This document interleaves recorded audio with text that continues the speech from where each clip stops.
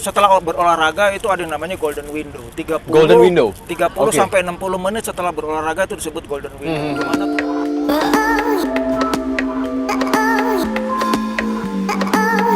Hai, welcome back to Elmen YouTube channel. Apa kabar semuanya? Senang sekali hari ini gue Ivan Kabul bisa ketemu kalian semua. Dan pagi ini gue lagi di Gor Sumantri Kuningan. Dan gue baru tahu banget ternyata di sini setiap pagi rutin orang-orang berlari pagi sebelum mereka pada berangkat ke kantor.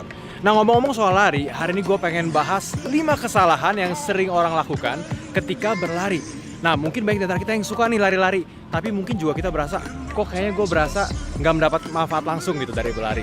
Jadi apa aja 5 kesalahan itu? Check this out.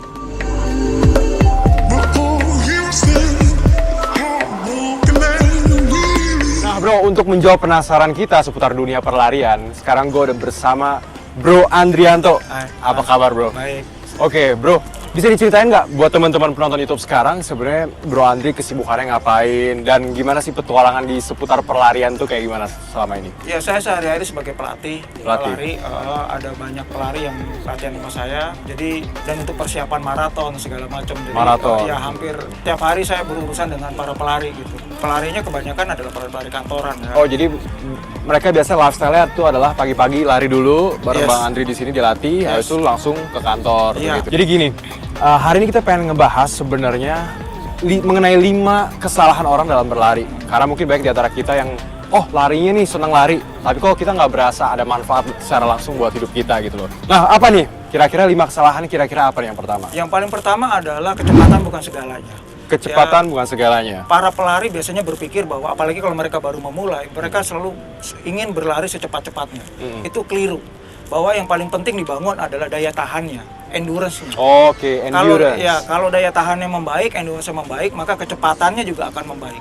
Jadi justru endurance dulu dan pasti kecepatan akan mengikuti ya belakangnya ya. Betul. Jadi kalau dalam running science itu ada prinsip endurance first, speed follow. Oke. Jadi seperti itu. Gitu. Sekarang biasanya orang kan, gue mau olahraga lari biar keringetan. Yang dicari tuh keringetannya aja dulu. Gimana keringetannya ya biasanya orang serba cepet aja. Ternyata itu salah ya. Iya, salah. Ternyata yang harus kita latih itu adalah endurance kita dulu dan speed follow. Dari Bro Andi kira-kira treatment latihannya gimana nih supaya kita bisa meningkatkan endurance kita? Jadi berlarilah rutin, seminggu 3-4 kali.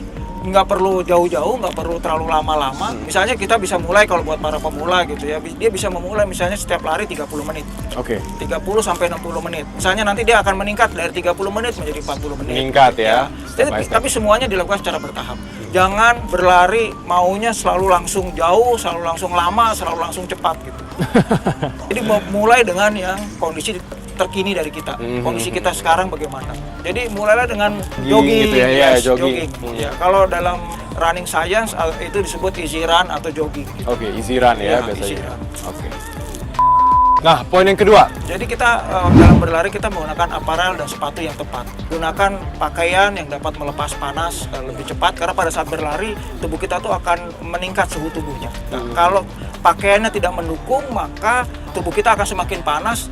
Kalau tubuhnya terlalu panas maka performanya akan menurun. Oh, jadi kita sirkulasi panasnya harus kita atur ya. Iya betul. Nah, buat para hijaber gitu ya, meskipun dia tertutup tapi dia bisa menggunakan pakaian yang juga bisa melepas panas. Sekarang sudah banyak. Misalnya, ada tersedia ya? Ada tersedia. Okay. Ada beberapa sport apparel brand yang juga memproduksi hijab khusus buat olahraga. Oke. Itu juga sudah ada, baik yang merek internasional maupun yang merek lokal. Itu sudah ada.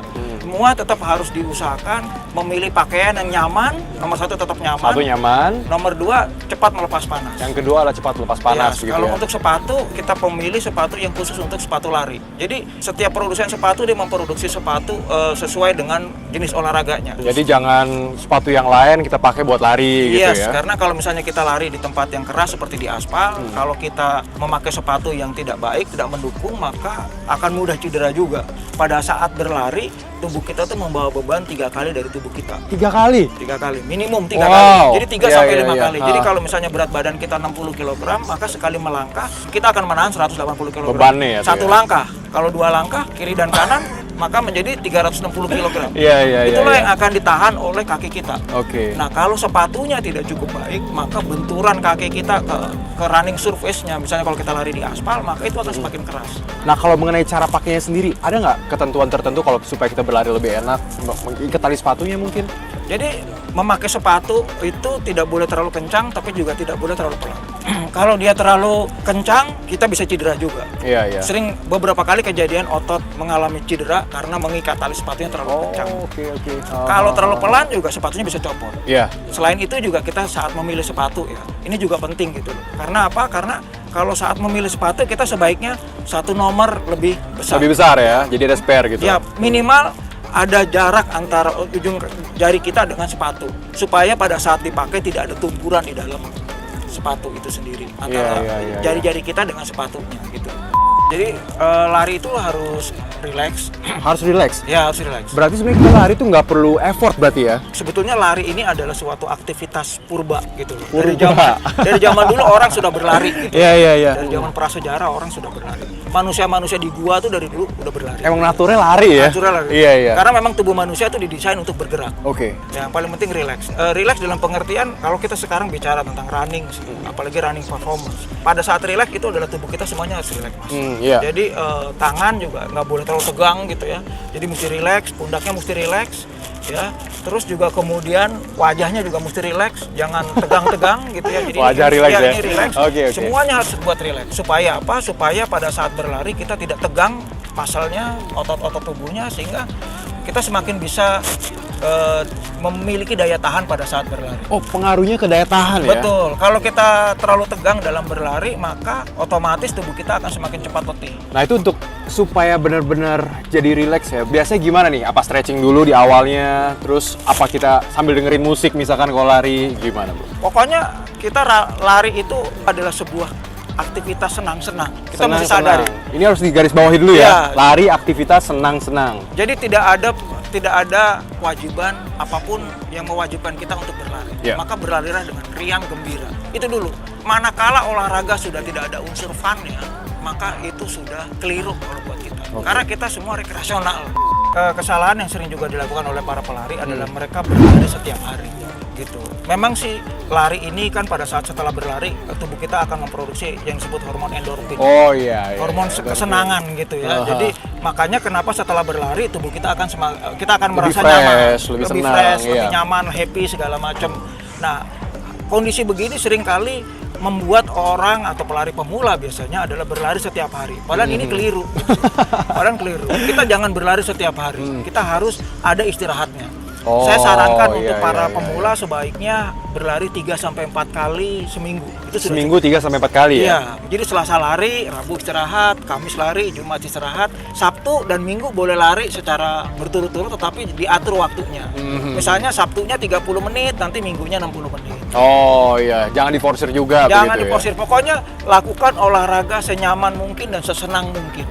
Yang terakhir nih, kita kan kalau lari tuh capek.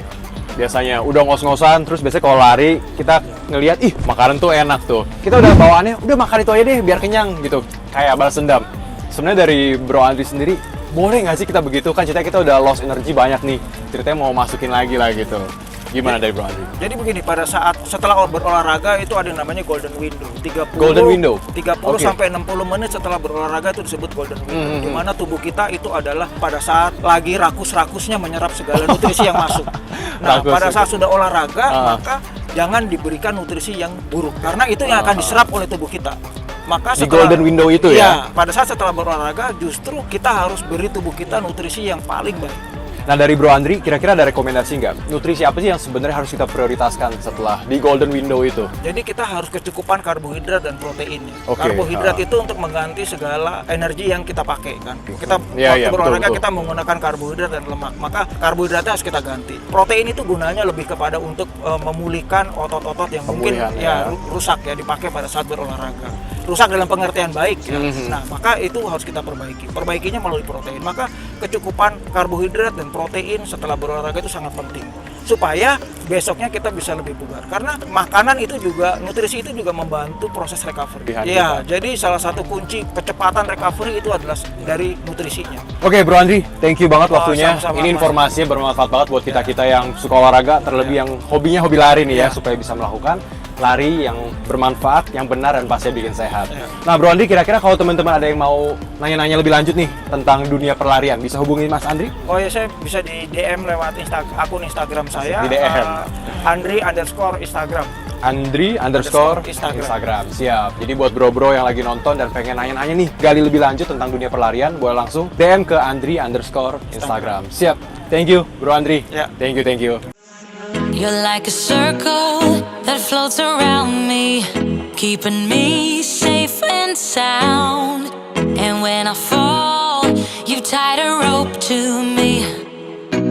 Nah bro, itu dia keseruan gue hari ini. Gue udah lari pagi di Gor Sumantri Kuningan dan juga tadi udah sempet ngobrol-ngobrol inspiratif sama Bro Andri. Jadi buat kalian nih bro-bro sekalian yang pecinta lari, jangan lupa supaya kita bisa terus always strong, kita juga harus seimbangkan hidup kita dengan nutrisi yang pasti berguna bagi tubuh.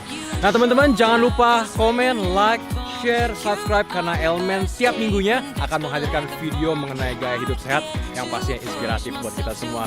Oke, see you on next video. Bye-bye. Yes, I'm the winner.